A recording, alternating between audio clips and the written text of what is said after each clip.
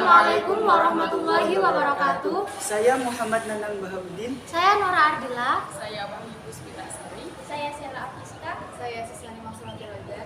Kami dari kelompok 3 akan memaparkan perkembangan kognitif anak usia dini yang berupa video. Definisi perkembangan adalah suatu proses menuju kedewasaan yang bersifat kualitatif.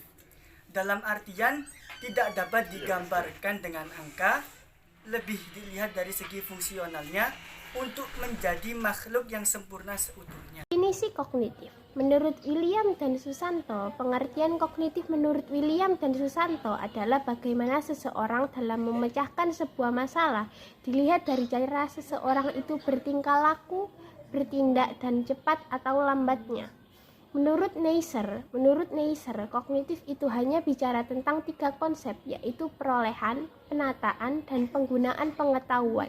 Jadi kognitif adalah bagaimana perolehan, penataan, dan penggunaan pengetahuan. Menurut Gagner, kognitif merupakan proses internalisasi ilmu pengetahuan yang terjadi pada susunan saraf pusat ketika seseorang berpikir memahami sesuatu.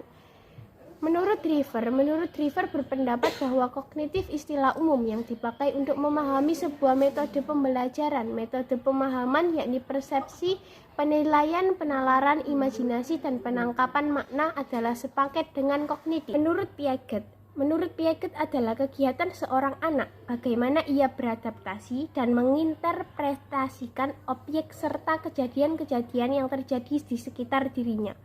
Kognitif selalu erat dengan tingkat kecerdasan yang dimiliki oleh seseorang. Dari pengertian mengenai kognitif, dapat ditarik kesimpulan mengenai pengertian perkembangan kognitif. Perkembangan kognitif dapat dimaknai sebagai tingkat kemampuan seorang individu dalam berpikir yang meliputi proses pemecahan masalah, mengingat serta mengambil keputusan. 3. Urgensi pengembangan kemampuan kognitif anak usia dini. Pentingnya pendidik mengembangkan kognitif adalah 1. Agar anak mampu mengembangkan daya persepsinya berdasarkan apa yang dilihat, didengar, dan dirasakan, sehingga memiliki pemahaman yang utuh. 2. Agar anak mampu melatih ingatannya terhadap semua peristiwa dan kejadian yang pernah dialaminya. 3. Agar anak mampu mengembangkan pemikirannya yang menghubungkan satu peristiwa dengan peristiwa lainnya.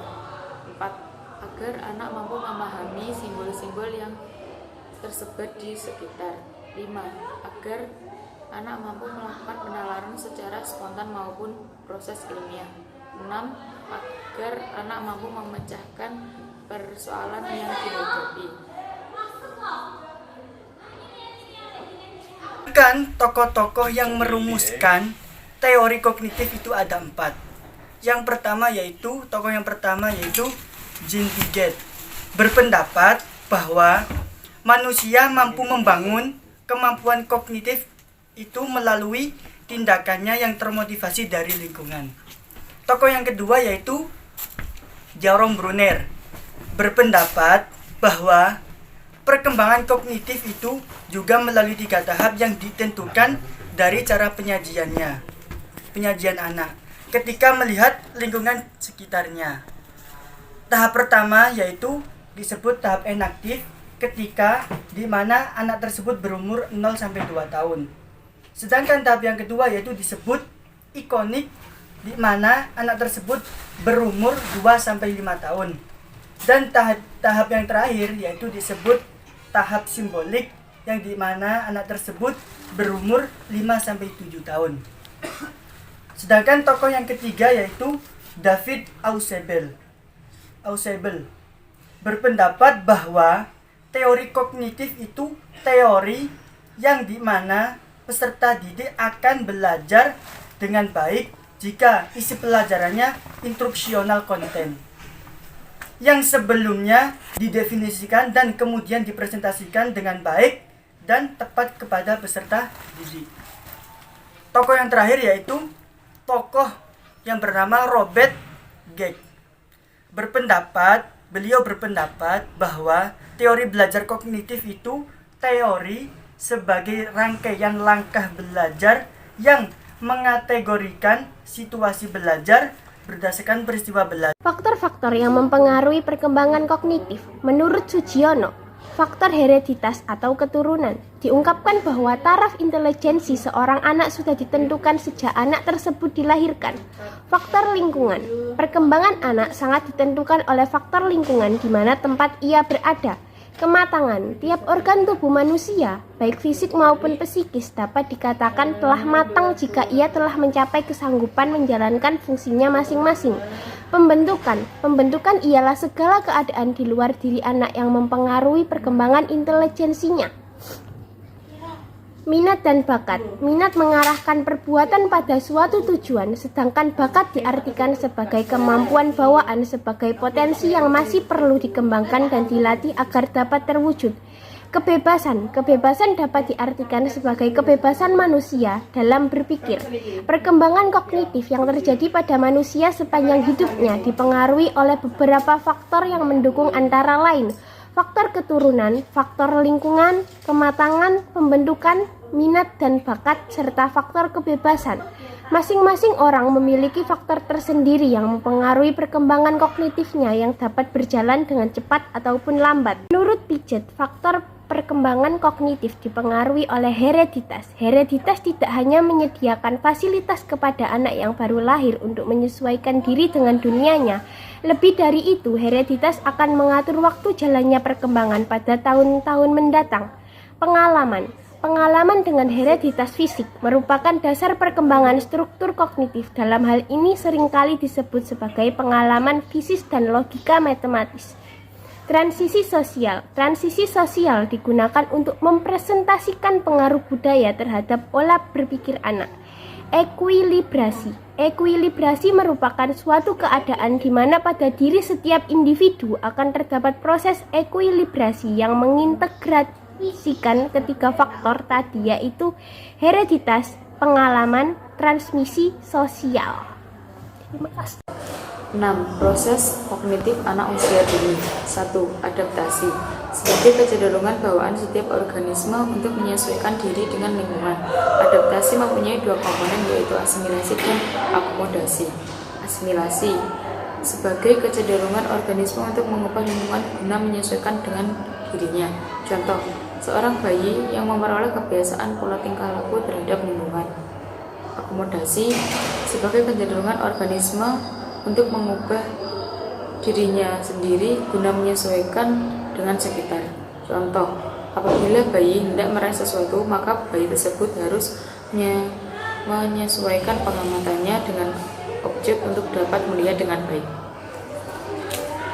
Antara proses asimilasi dan akomodasi memiliki hubungan yang komplementer. Dalam setiap tingkah laku anak pasti akan ditemukan proses asimilasi dan akomodasi. Hal ini dapat dilihat salah satunya melalui cara bayi dalam meraih sesuatu. 2. Kecenderungan organisasi. Sebagai kecenderungan bawaan setiap organisme untuk mengintegrasi proses-proses sendiri menjadi sistem-sistem yang koheren. Hubungan antara adaptasi dan organisasi itu bersifat komplementer.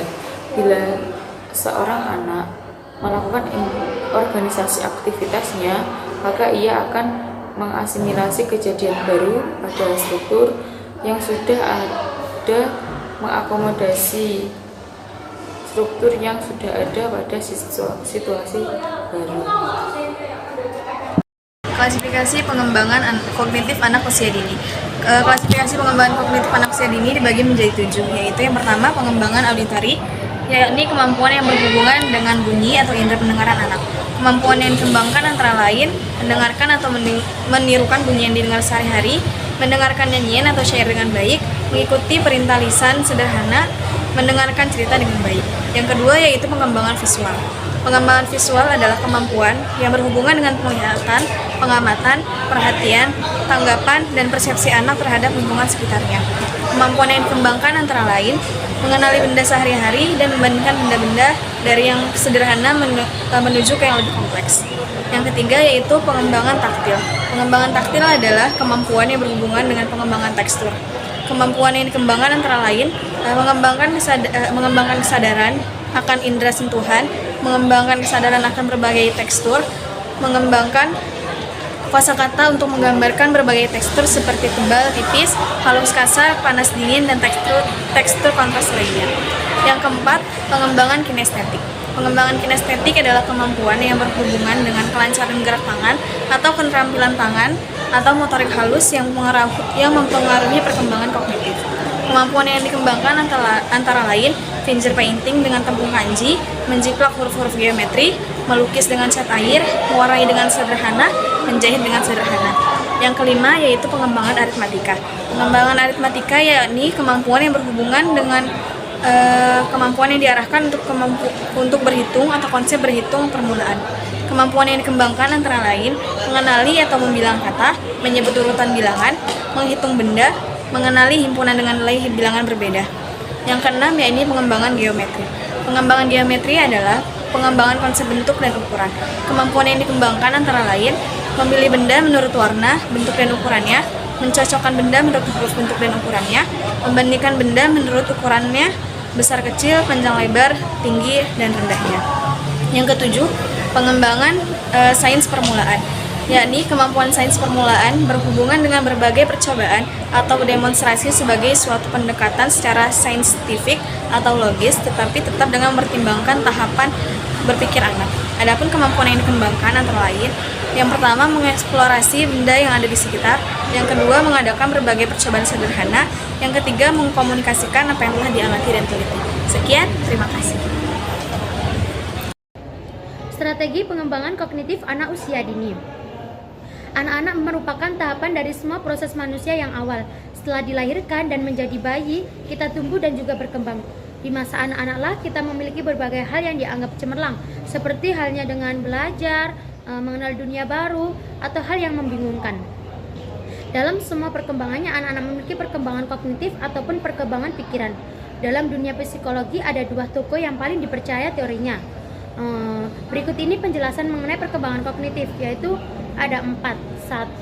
Kematangan, 2. Pengalaman, 3. Interaksi sosial, dan yang terakhir yaitu ekuilibrasi. Pendidikan anak usia dini merupakan dasar pembinaan bagi anak yang baru lahir yang dilakukan melalui rangsangan untuk membantu pertumbuhan si anak. Seiring bertambah canggihnya teknologi, banyak sekali anak usia dini dibiasakan dengan gadget oleh orang tuanya. Maka dari itu tugas orang tua adalah membimbing dan melatih anak menjadi lebih cerdas. Selain belajar di sekolah, anak juga harus dibiasakan untuk mengulang atau murajaah pelajaran yang tadi guna untuk memperluas pengetahuan si anak. Guru juga harus memiliki banyak pengalaman dalam mengajar dan mengetahui kekurangan atau kelebihan anak muridnya, dan seorang guru juga harus memiliki strategi untuk menghadapi masalah anak muridnya pada proses belajar. Pendidikan anak usia dini cerminan generasi mendatang. Pentingnya peran orang tua dalam membentuk pola pikir anak, strategi integritas, peran keluarga, lembaga pendidikan, dan masyarakat dalam membentuk karakter anak. Guru dan pendidikan karakter di era digital. Guru juga harus memperhatikan keadaan muridnya saat belajar dimulai. Anak usia dini harus mendapat perhatian yang lebih agar pembelajaran menjadi semangat. Anak usia dini memerlukan perhatian yang banyak agar mindset dan pola pikiran mereka menjadi luas. Karakteristik perkembangan kognitif anak usia 4-6 tahun. Adapun karakteristik perkembangan kognitif dapat dibagi beberapa macam, yaitu dapat disebut sebagai dapat mengetahui fungsi benda dan benar, dapat mengelompokkan benda sesuai dengan bentuk, warna, ukuran, dan fungsi secara sederhana, ikut dalam kegiatan membaca dengan mengisi kata-kata atau kalimat yang belum terisi, dapat menunjukkan dan menyebutkan anggota tubuhnya, dapat mencocokkan hingga 11 warna, berusaha membaca dengan memperhatikan gambar, sudah bisa membaca kata-kata singkat dan juga ringkas seperti 4-6 huruf, dapat membaca cerita sederhana dengan lantang dan juga bersuara, dapat mana hal yang berfantasi ataupun realita. Terima kasih.